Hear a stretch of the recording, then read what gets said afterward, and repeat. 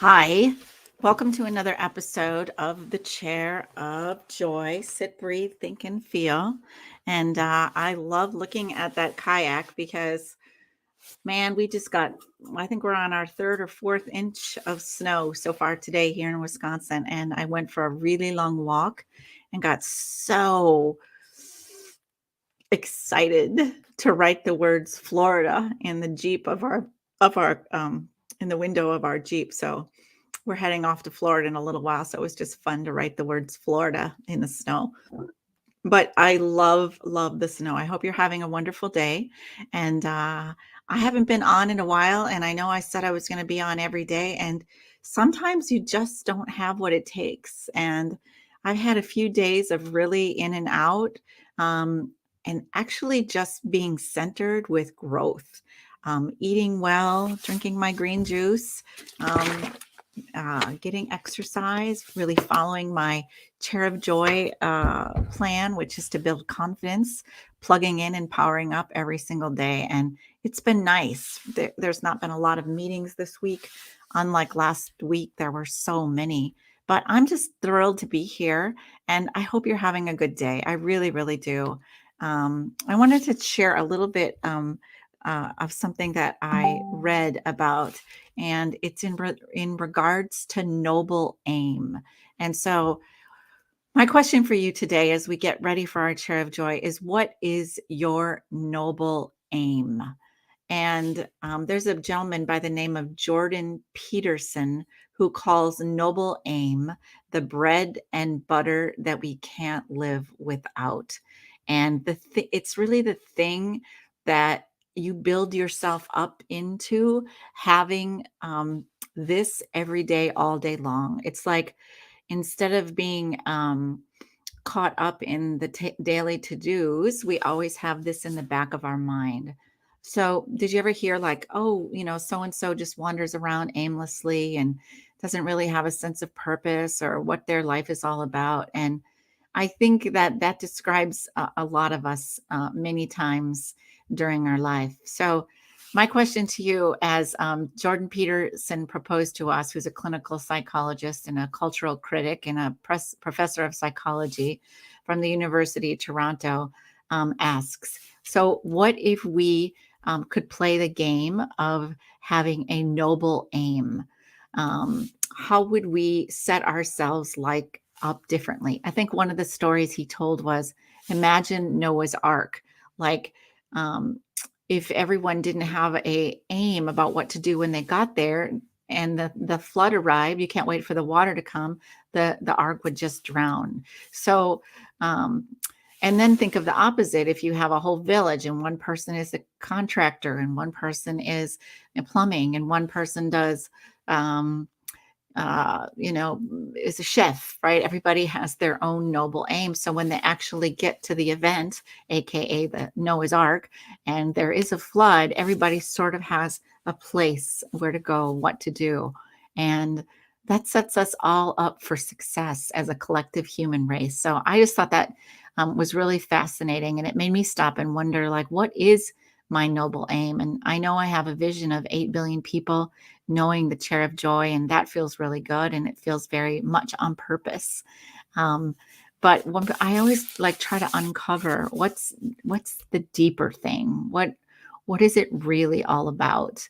Um, and I've settled into just a moment of uh, I don't know, call it strange if you will, but it's just really about feeling good and feeling better every day, all day long.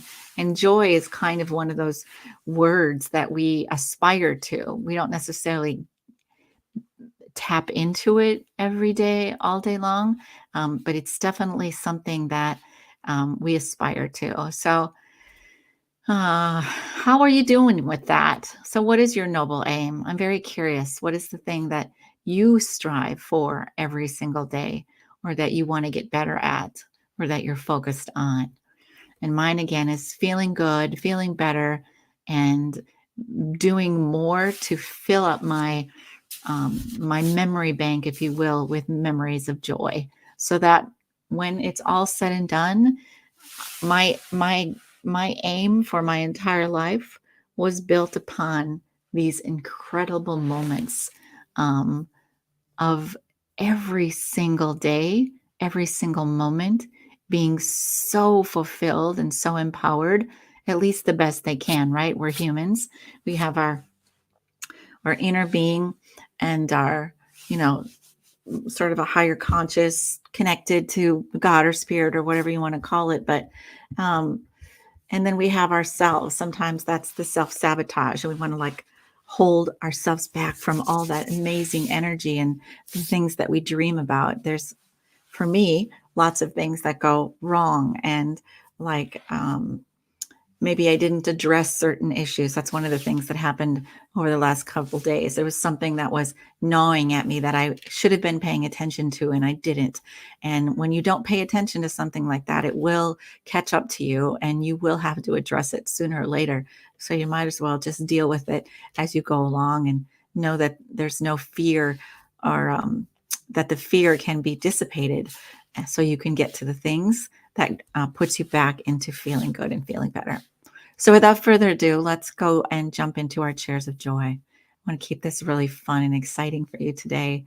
It just is so, so incredible to be here with you, and to know that more and more and more people are wanting to learn about the chair of joy and to sit in it and feel what many of us are. So where is your chair of joy? If you're new to us today, I'd love for you to find your chair of joy. Is it out on the deck? Is it like me, maybe a kayak in the middle of the lake, even though it's snowing out? How fun would that be?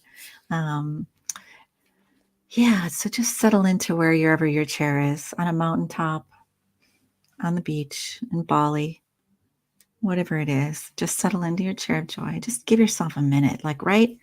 For me, it's lunchtime. Everybody's kind of taking a few minutes off, going to get something to eat.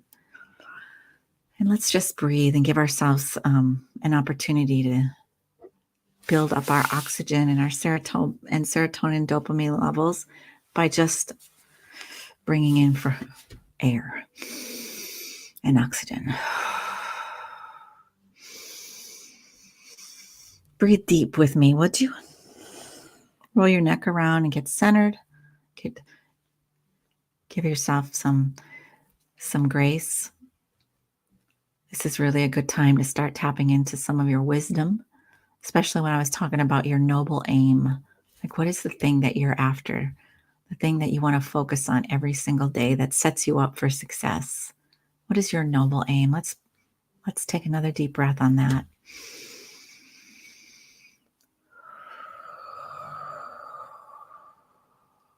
Awesome. And I want you to kind of find a memory of joy around this noble aim.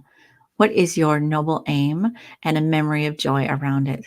So sometimes we're in and out of that aim, and sometimes we do get off course. But if you could conjure up a memory of joy around your noble aim, what would that be? What would that look like? Oh my gosh, that gets exciting for me.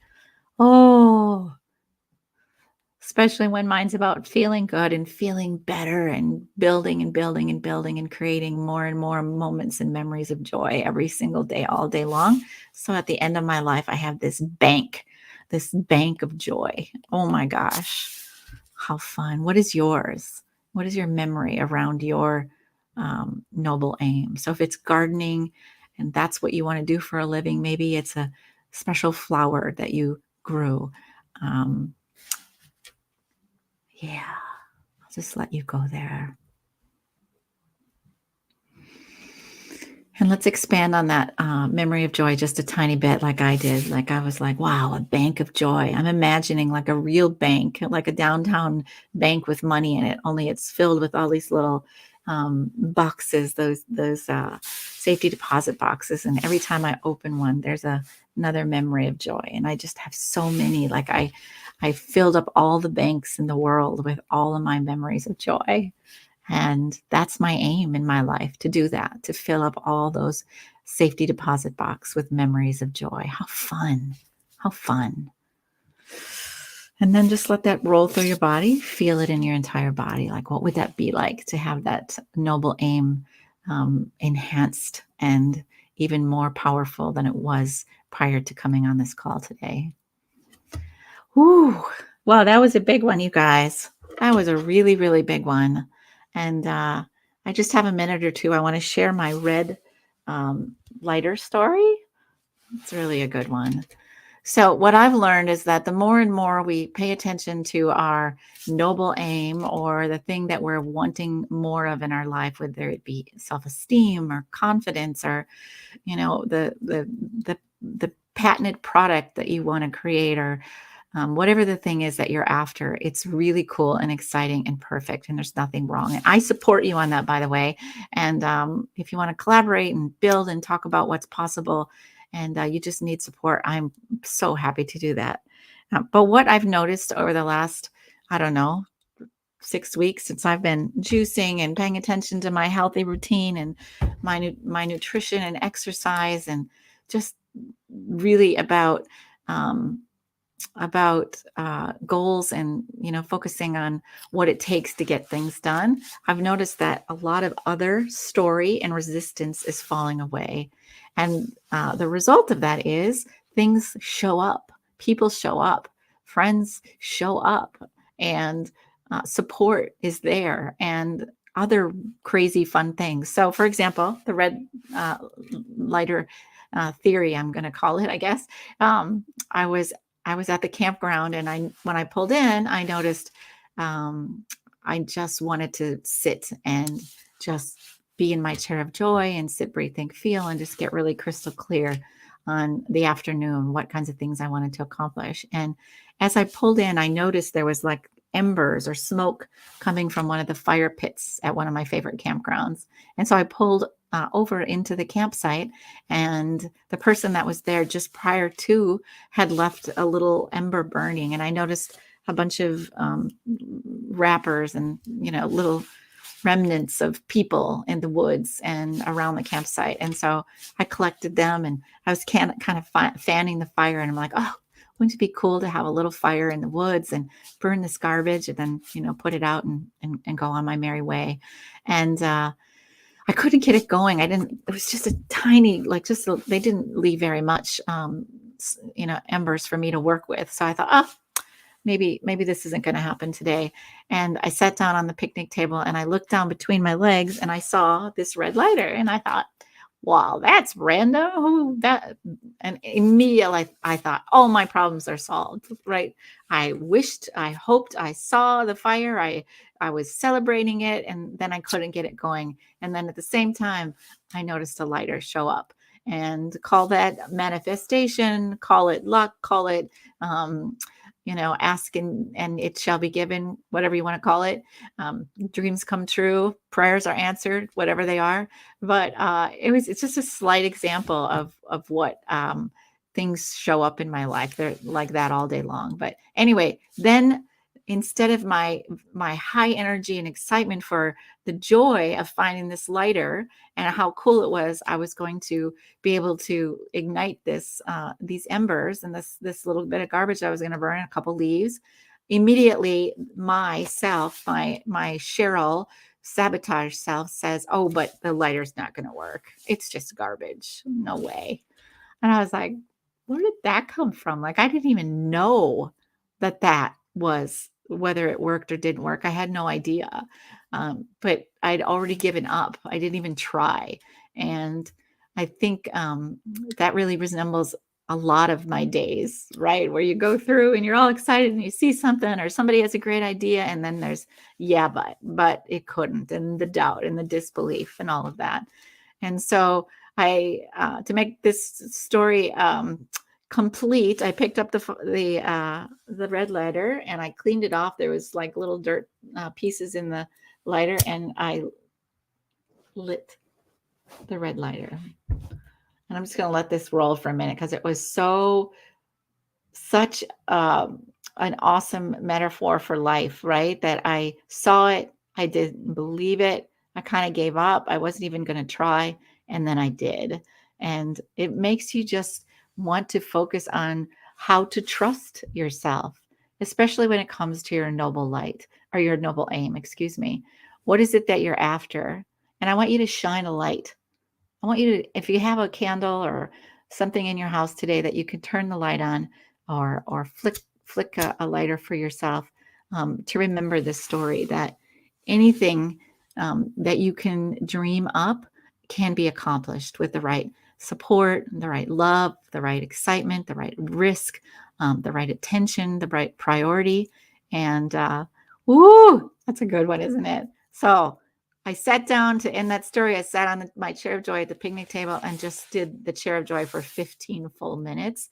And I had all these um, little little ideas of things that I was going to clear the pathway for in the afternoon, because these impulses, as Abraham Hicks says, are the things that move us closer to that goal and to that dream and to that idea. And I wrote them down on a piece of paper in the Jeep, and I came home and I did those things. And I didn't let fear stop me, or worry, or doubt. I just did those things. And it's interesting what they have then produced as a result of just taking action. So again, I invite you to go to your chair of joy many times this afternoon. Take a lighter with you if you want, and light your fire again, and focus on what your noble aim is.